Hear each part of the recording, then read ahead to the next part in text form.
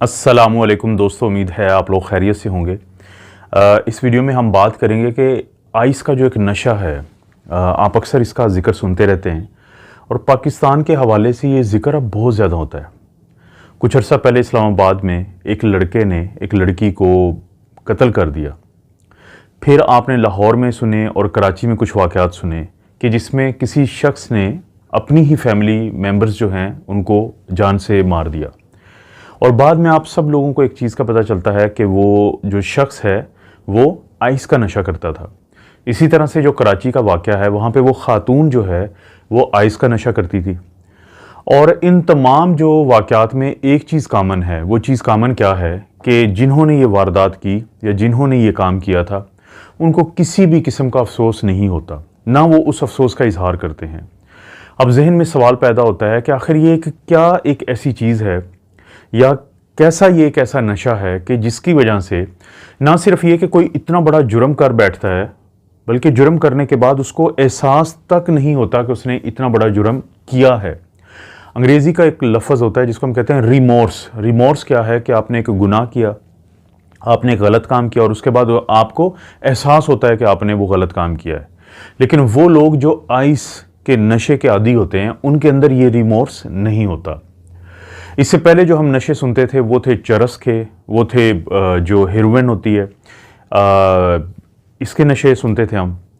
तो वहाँ पे हम इन नशों में हम देखते थे कि ये लोग जो जिनको हम आम जुबान में पोड्री भी कहते थे कि ये मुआशरे से कट के एक अपनी दुनिया में आबाद रहते थे। लेकिन जो आइस का नशा करने वाला शख्स होता है, लड़का होता है, लड़की होती है, वो मुआशरे में अपने घर में रह रहा होता है और एक दिन वो कुछ ऐसा काम करता है कि पूरी दुनिया हैरान रह जाती है, या उसके दोस्त यार जितने भी इर्द गिर्द के लोग होते हैं वो शॉक्ड हो जाते हैं कि वो उनका नहीं ख्याल था कि ये कोई ऐसा काम करेगा।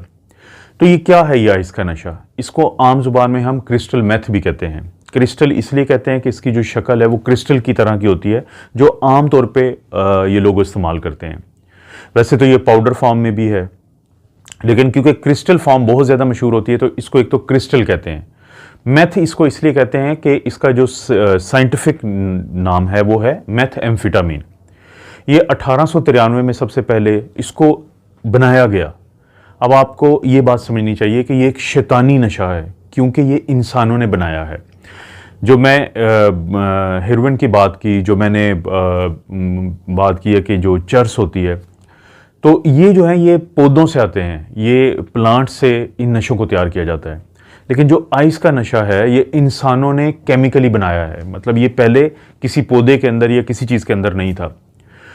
तो ये एक शैतानी नशा है जिसको 1893 में इंसानों ने पहली दफ़ा सिंथेसाइज किया, यानी खुद बनाया। उसके बाद 1919 के टाइम के दौरान ये जापान के अंदर बहुत ज़्यादा इस्तेमाल होता था। और जो दूसरी जंग अजीम है उसके बारे में कहा जाता है कि अक्सर फ़ौजियों को यही नशा दिया जाता था।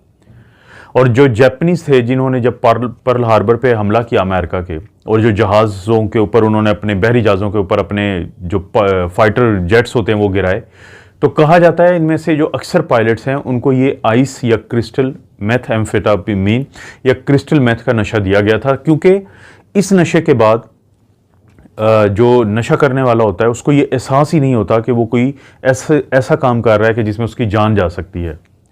आखिर क्या करता है ये नशा? ये जो आइस का नशा है ये क्या ऐसी तब्दीली लाता है इंसान के अंदर कि जिसकी वजह से वो इंसान आपके सामने बैठा होगा, बहुत खुश होगा, बहुत एक्टिव होगा, खाना नहीं खा रहा होगा, रातों को सो नहीं रहा होगा। तो ये नशा क्या ऐसा कुछ करता है हमारे दिमागों में? मैं आपको मिसाल देता हूँ।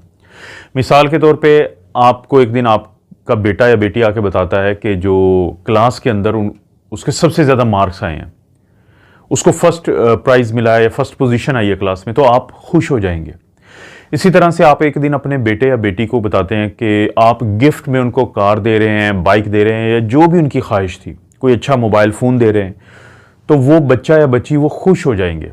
ये जो हम खुश क्यों होते हैं? क्योंकि हमारे दिमाग के मखसूस हिस्सों में एक केमिकल न्यूरोट्रांसमीटर होता है, एक केमिकल होता है जिसको हम कहते हैं डोपामीन। वो उसका अखराज होता है, जब वो रिलीज़ होता है तो उसके रिलीज होने पे हम खुश हो जाते हैं, हमें खुशी का एहसास होता है, जिसको हम यूफोरिया कहते हैं। तो ये जो आइस का नशा है या क्रिस्टल मेथ है, ये क्या करता है कि ये हमारे दिमाग के उन्हीं मखसूस हिस्सों में जाके ये डोपामीन को बहुत ज़्यादा बढ़ा देता है, बहुत जल्द बढ़ाता है, बहुत ज़्यादा बढ़ाता है, बहुत ज़्यादा देर के लिए बढ़ा हुआ रखता है और उसको ख़त्म होने से भी रोकता है। तो जिसकी वजह से वो एहसास खुशी का जो किसी कामयाबी की शक्ल में इंसान को मिलता है, तो वो मसनूई तौर पे वो एहसास पैदा हो जाता है ऐसे किसी इंसान में। तो वो जो डोपामीन का बढ़ना है वो बुनियाद है क्रिस्टल मेथ के इस्तेमाल की, कि जिसकी वजह से कोई शख्स बहुत खुशी महसूस करता है, चाहे वो आर्जी ही क्यों ना हो, कुछ घंटों के लिए क्यों ना हो। यानी आमतौर पे कहा जाता है कि जो क्रिस्टल मेथ इस्तेमाल करते हैं लड़के और लड़कियां, तो वो क्रिस्टल मेथ का असर 12 घंटे तक रहता है। यानी ये इन नशों में सबसे ज़्यादा देर तक रहने वाला नशा है। और उसके बाद क्यों हमारे माशरे पाकिस्तान में क्यों आया? देखिए, पाकिस्तान के बॉर्डर्स के बाहर से पाकिस्तान में एंटर हुआ, तो वो लोग जिनका काम था इसको रोकना, उनमें से कुछ लोग उनके साथ मिल गए अपने कुछ माली मफादात के लिए, तो ये नशा पाकिस्तान में एंटर हुआ। उसके बाद हमारे शहरों में, और आखिरकार हमारे इस वक्त स्कूल और कॉलेजेस जो हैं वो सबसे बड़ी इसका मरकज़ हैं। आपका बेटा या बेटी जिस स्कूल में जाता है, जिस कॉलेज में जाता है, यूनिवर्सिटी में जाता है, तो वो मेन टारगेट है इन लोगों का इस नशे को पहुंचाने के लिए। इस नशे की एक जो सबसे ख़तरनाक बातों में से एक बात है वो ये है कि अगर कोई एक दफ़ा भी सिगरेट पी लेता है, एक ऐसी जिसके अंदर आइस का नशा डला हुआ है, तो आप यकीन मानिए कि शायद उसके बाद वो हमेशा के लिए इसका आदी हो जाए। इसको सिगरेट के ज़रिए भी दिया जा सकता है, इसको इनहेल भी किया जाता है, यानी वो हुक्का टाइप का या गिलास का नशा भी इसे कहते हैं, क्योंकि एक गिलास में डाल के फिर धुआं बना के और उस धुएं को इनहेल करते हैं। और बाज़ औक़ात लोग इसको सूंघते भी हैं, इसको टीके की मदद से भी लगाया जा सकता है और इसको खाया भी जाता है। तो जब इतनी आसानी से कोई यंग लड़का या लड़की अपने दोस्तों की वजह से, खसूसी तौर पे, या फ़र्ज़ करें कि कोई पार्टी में गए हैं, वहाँ पे माहौल ऐसा होता है कि उनके ऊपर प्रेशर होता है कि सब लोग क्योंकि सिगरेट पी रहे हैं ये वाला, तो बड़ी खुशी हो रही है, बड़ा मज़ा आ रहा है, लेकिन उनको ये नहीं बताया जाता है कि इसके अंदर क्या है, तो वो बड़ी आसानी से इस नशे का वो शिकार हो जाते हैं। तो जब एक दफ़ा, एक बड़ी वजह क्या होती है स्कूल और कॉलेजेस में, दूसरी वजह ये होती है कि कुछ यंग जो लोग हैं वो अपना वज़न कम करना चाहते हैं, वेट रिडक्शन चाहते हैं। तो जो वेट रिडक्शन है उसके लिए इसका आदी बनाया जाता है, क्योंकि जो बुनियादी तौर पे एम्फेटामीन और जो मेथ एम्फेटामीन है ये ब्रेन स्टिमुलेंट हैं, ये दिमाग को उठाने वाली केमिकल्स हैं। और इनको इससे पहले मेडिकली इस्तेमाल किया जाता था। एक तो बच्चे होते हैं जिनको एक बीमारी होती है जिसको हम कहते हैं attention deficit hyper activity disorder, ADHD। यानी ये बच्चे किसी अपने स्कूल में आपको बताया जाता है कि ये आराम से नहीं बैठते, चीज़ों पे तवज्जो नहीं करते, हर वक्त दूसरों को छेड़ते रहते हैं। तो जो छेड़छाड़ करते हैं, तो इस बीमारी को कहते थे ADHD। एक इसके इलाज में दी जाती थी शुरू में। फिर मोटापा जो होता है, ओबेसिटी, उसके इलाज में दी जाती थी। और एक होता है नार्कोलेप्सी। नार्कोलेप्सी क्या होता है? बाज़ औक़ात लोग बैठे बैठे सो जाते हैं, उनका कंट्रोल नहीं होता इस चीज़ के ऊपर, तो उसके इलाज के तौर पे किसी हद तक मेडिकली दिया जाता था। लेकिन जब ये एडिक्शन सामने आई, जब पता चला कि जो मेथएम्फेटामीन है वो कितनी ख़तरनाक है एक नशे के तौर पे, तो ये वो वक़्त था कि जब फिर इस इस्तेमाल को कम किया गया और कोशिश की गई कि ये रोका जाए इसके इस्तेमाल को। अब जो शख्स इसका आदी हो जाता है उसको यूफोरिया होता है, यानी वो बहुत खुशी महसूस करता है, वो उसका खाने को दिल नहीं करता कुछ भी, तो वेट लूज हो रहा होता है, काफ़ी रातें वो जागता रहता है या जागती रहती है, यानी जो स्लीपलेस नाइट्स होती हैं वो, यानी काफ़ी दिनों तक जागता रहता है। और बदकिस्मती से जो सेक्सुअल ड्राइव होती है उसके लिए बहुत ज़्यादा इसको इस्तेमाल किया जाता है, क्योंकि ये भी इसका एक इफ़ेक्ट है कि जो लोग इसको लेते हैं तो लिबिडो होती है, यानी सेक्स की ड्राइव, वो बहुत ज़्यादा ये बढ़ा देता है। तो ये कुछ वजूहात है जिसकी वजह से कोई भी बच्चा या बच्ची, यानी 18 साल के से लेके 50 साल के जो लोग हैं वो बहुत जल्द शिकार होते हैं इस नशा का। लेकिन आहिस्ता आहिस्ता ये होता है कि जब वो ये ओवरडोज करते हैं, क्योंकि इस नशे की ख़ास बात यह है कि ये बहुत एडिक्टिव है, यानी वो लोग जिनको इसकी आदत पड़ जाती है वो कुछ भी कर सकते हैं इसके हसूल के लिए। पिछले दिनों लाहौर में कुछ लोगों का कत्ल होता है, जब वो शूटर्स पकड़े जाते हैं तो उनसे पूछा जाता है कि आपको कितने पैसे दिए थे उन पार्टीज़ ने जो चाहते थे कि इस बंदे को मारा जाए। तो उन्होंने ये इंकशाफ किया कि उन्होंने सिर्फ और सिर्फ आइस का नशा हासिल करने के लिए ये काम किया। यानी ये इतना एडिक्टिव होता है कि लोग इस नशे के हसूल के लिए कुछ भी कर जाते हैं। अब इसके इस्तेमाल को जब ज़्यादा इस्तेमाल किया जाता है, इसकी डोज ज़्यादा इस्तेमाल होती है, तो फिर वो शख्स जो है वो एक ऐसी हालत में चला जाता है जिसको हम कहते हैं साइकोसिस। साइकोसिस क्या होता है कि जैसे इससे पहले एक बीमारी होती थी जिसको हम या होती है जिसको हम शिज़ोफ्रीनिया भी कहते हैं और स्किज़ोफ्रीनिया भी कहते हैं।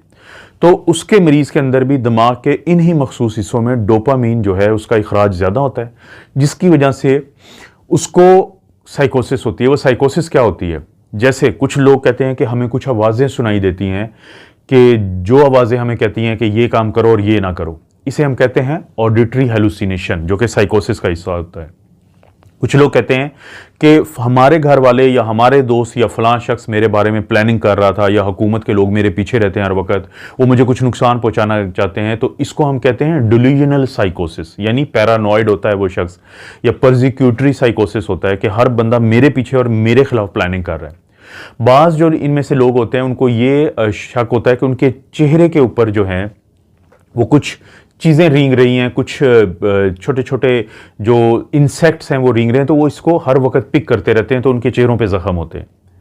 तो ये जो साइकोसिस होती है, ये जो डिल्यूजन्स होती हैं, ये जो हेलुसिनेशंस होती हैं, तो इनकी वजह से एक दिन ऐसा आता है कि खुदा ना खास्ता ओवरडोज के दौरान यही शख्स अपने ही घर वालों को मार देता है।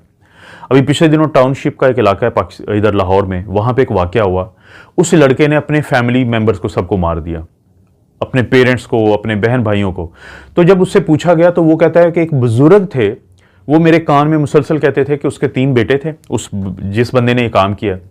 तो वो कहते थे जो तुम्हारा तीसरा बेटा पैदा हुआ था वो ट्विंस थे, लेकिन उसको इन्होंने छुपाया हुआ है और ये उसको बीट करते हैं, उसको उस पर तशद्दुद करते हैं। यानी रियलिटी से ये लोग बिल्कुल हट जाते हैं। इनको जो रियलिटी है उससे बिल्कुल एक अपनी दुनिया ये बसा लेते हैं, लोगों से ये अलग हो जाते हैं। और इसमें आमतौर पे जो फैमिलीज़ होती हैं उनको चाहिए वो नज़र रखें अपने बच्चों पे, जो ख़ास तौर पे यूनिवर्सिटीज़ में जाते हैं, कॉलेजेस में जाते हैं।